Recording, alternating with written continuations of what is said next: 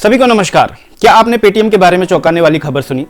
भारत की सबसे famous digital payment company को बड़े रेस्ट्रिक्शन का सामना करना पड़ रहा है। लेकिन रुकिए, इससे पहले कि आप घबराएं, आइए जानते हैं गहराई से कि चल क्या रहा है। पेटीएम पेमेंट यूजर्स के लिए बैड न्यूज है। दरअसल आरबीआई ने पेमेंट बैंक पे बड़ा एक्शन लिया है।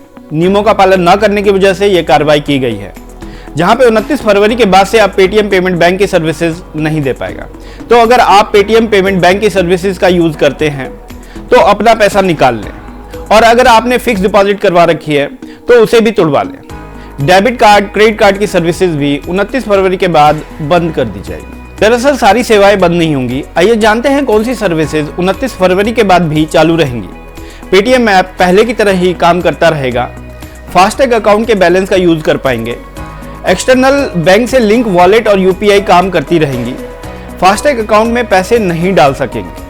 पेटीएम वॉलेट की सर्विसेज रोक दी जाएगी। पेटीएम की सभी सर्विसेज 29 फरवरी के बाद भी सामान्य रूप से काम करती रहेंगी।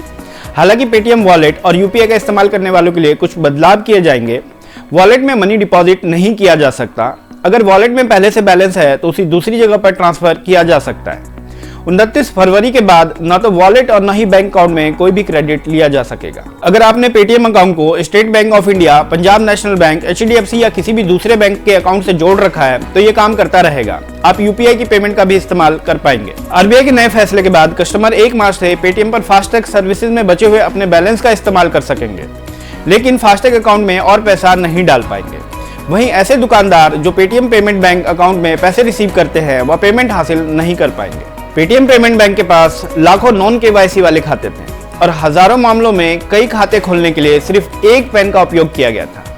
ऐसे उदाहरण हैं जहां ट्रांजैक्शन की टोटल वैल्यू करोड़ों रुपयों में है, जो मनी लॉन्ड्रिंग की चिंताएं बढ़ा रही हैं। एक रिपोर्ट के मुताबिक पेटीएम पेमेंट बैंक के पास करीब 35 करोड़ ई वॉलेट हैं और इनमें से लगभग 31 करोड़ इनएक्टिव हैं, जबकि केवल लगभग 4 करोड़ ही बिना किसी बैलेंस या बहुत कम बैलेंस के साथ एक्टिव है। आरबीआई ने 2021 में गंभीर केवाईसी एंटी मनी लॉन्ड्रिंग उल्लंघन का पता लगाया और बैंक को इन कमियों को दूर करने का ऑर्डर भी दिया। हालांकि इसमें कोई सुधार नहीं आया। सूत्रों ने कहा कि बैंक द्वारा दिया गया रिप्लाई कई मौकों पर अधूरा और गलत पाया गया। 5/2022 में आरबीआई ने इमीडिएट इफेक्ट से नए ग्राहकों को शामिल करने से रोकने और व्यापक सिस्टम ऑडिट कराने के लिए एक बाहरी ऑडिट फर्म अपॉइंट करने के लिए पेटीएम बैंक पे रोक लगाया। सफाई अभियान के हिस्से के रूप में ईडी ने सितंबर 2022 में पेटीएम पेमेंट बैंक और इसकी मेन यूनिट 197 कम्युनिकेशन लिमिटेड और दूसरे पेमेंट एग्रीगेटर्स के ऑफिसेज पर छापेमारी की थी। विभिन्न राज्यों से भोले भाले कर्जदारों द्वारा आत्महत्या करने के कई मामले सामने आने के बाद ईडी ने मनी लॉन्ड्रिंग की आपराधिक धाराओं के तहत जांच शुरू की थी। एक ऑर्डर आने के बाद 197 कम्युनिकेशन लिमिटेड, जो पेटीएम ब्रांड का मालिक है, के शेयर में पिछले 2 दिनों में 40% की गिरावट आई है। शुक्रवार को बीएसई पर स्टॉक 20% गिर के 487.05 पर बंद हुआ।